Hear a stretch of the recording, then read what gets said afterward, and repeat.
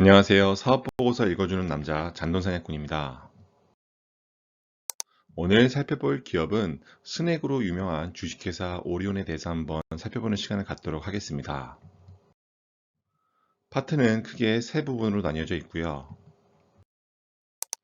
우선 파트 1, 회사 개요부터 한번 살펴볼게요.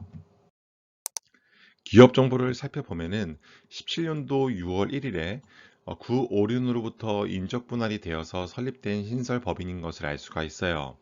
영위하는 사업을 보면은 식료품 제조 및 판매업으로 굉장히 심플한 것을 알 수가 있는데 바로 구 오리온으로부터 인적 분할이 된 이유이기도 합니다. 식료품에 대해서 포커스를 맞추고 이 부분에 대한 사업 역량을 집중시키기 위해서 인적 분할을 시켜서 독립적으로 오리온 회사를 세웠다라는 것을 알 수가 있어요. 주권 상장 여부는 17년도 7월 7일에 코스피 시장에 상장이 된 것을 알 수가 있습니다. 본사는 서울시 용산구 백범로에 있는 것을 알 수가 있어요. 그러면 실제 오리온에서 어떤 제품들을 파는지를 한번 참고로 살펴보면은 가장 유명한 오리온 초코파이가 있고요. 마케도, 그다음에 닥터유, 그다음에 물론은 조금 유명하진 않지만 제주 용암수가 있습니다.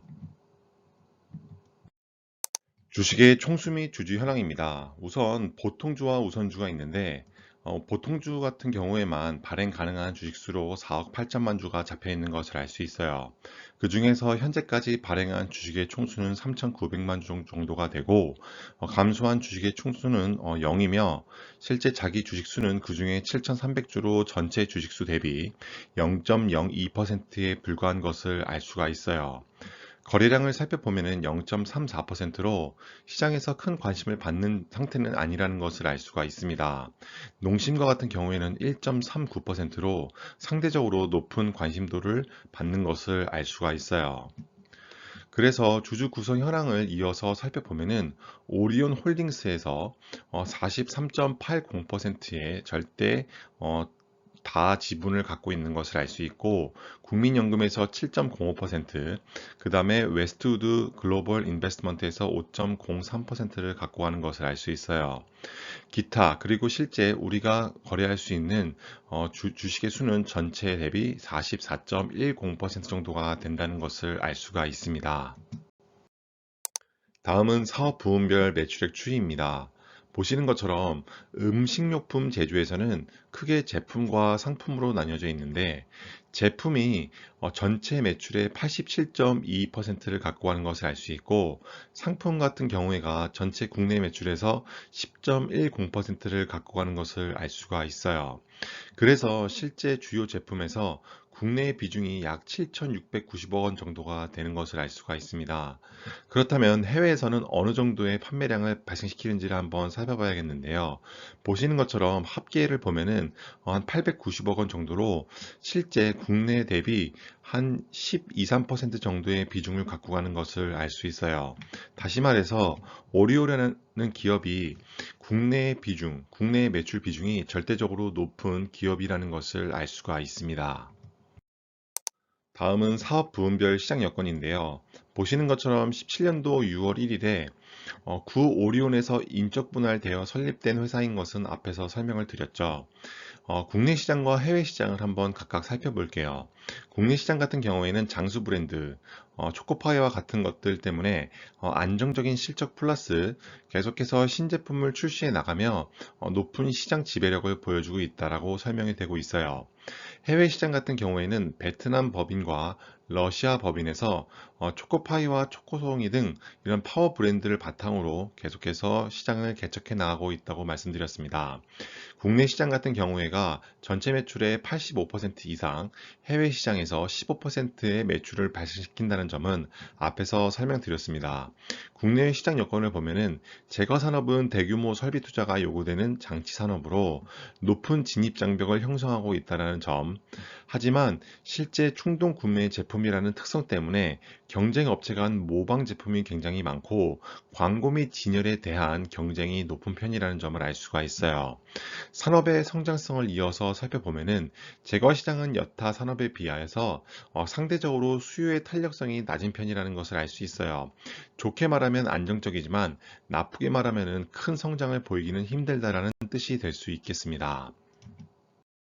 다음은 비용의 성격별 분류인데요. 고정비와 변동비 중 어떤 비중이 더 높은지를 한번 살펴보는 시간입니다. 밑줄 친 종업원 급여와 지급 임차료, 감가상각비, 사용권 자산 상각비는 고정비의 성격이 강한 성격의 비용이라는 것을 알 수 있어요. 하지만 모든 것을 다 더해도 20%가 조금 넘는 비중을 갖고 가는 것을 알 수 있어요. 다시 말해서 실제 오리온이라는 회사는 고정비의 성격보다는 변동비의 비중이 훨씬 더 높은 회사라는 점을 알고 넘어가시면 좋을 것 같아요.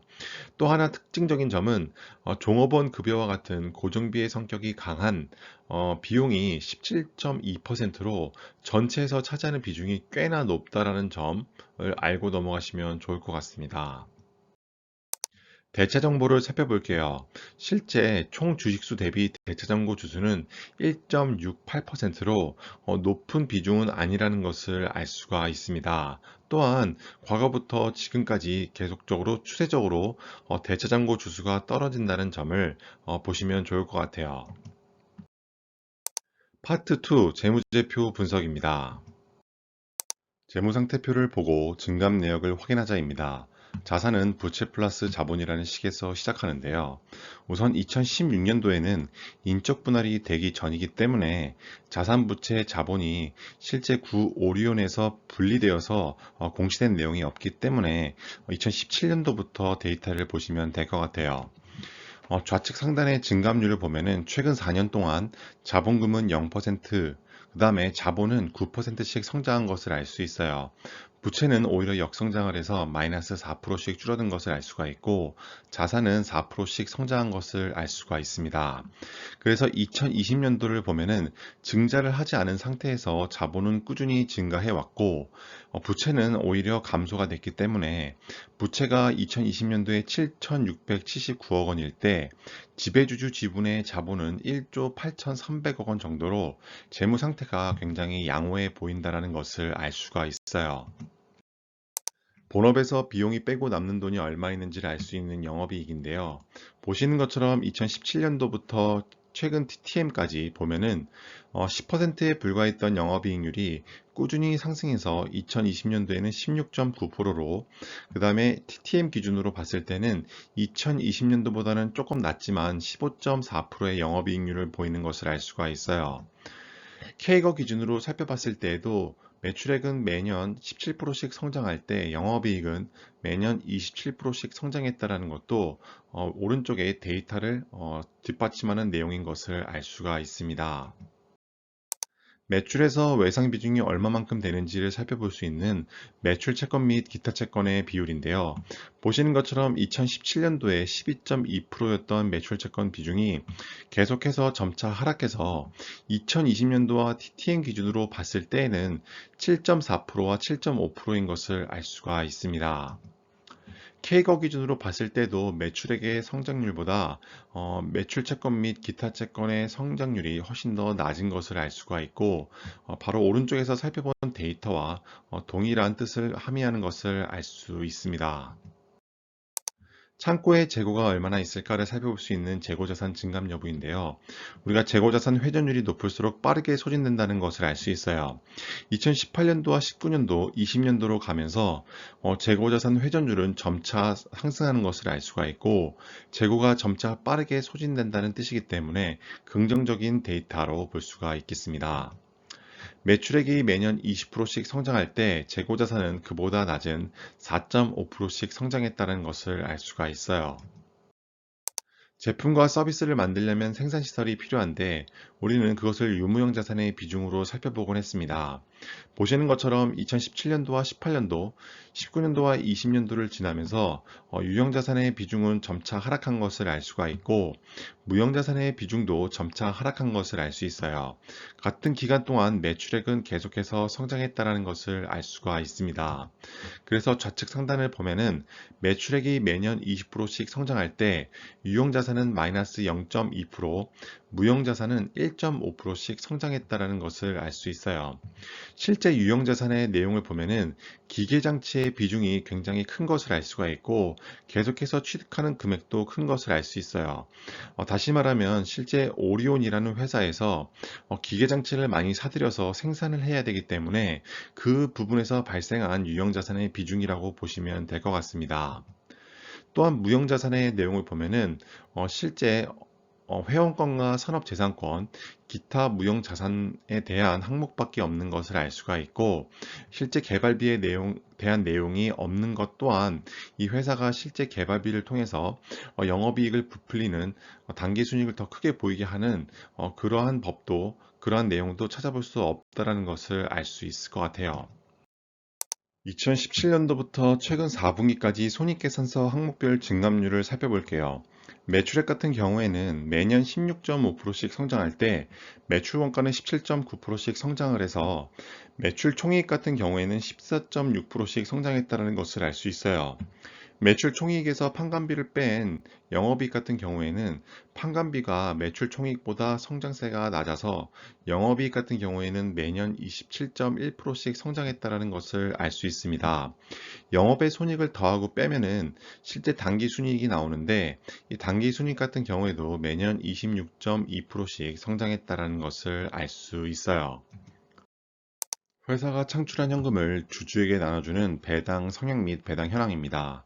보시는 것처럼 2017년도부터 2019년도까지 주당 배당액이 600원으로 균일한 것을 알 수가 있고 2020년도에 750원으로 소폭 상승한 것을 알 수 있어요.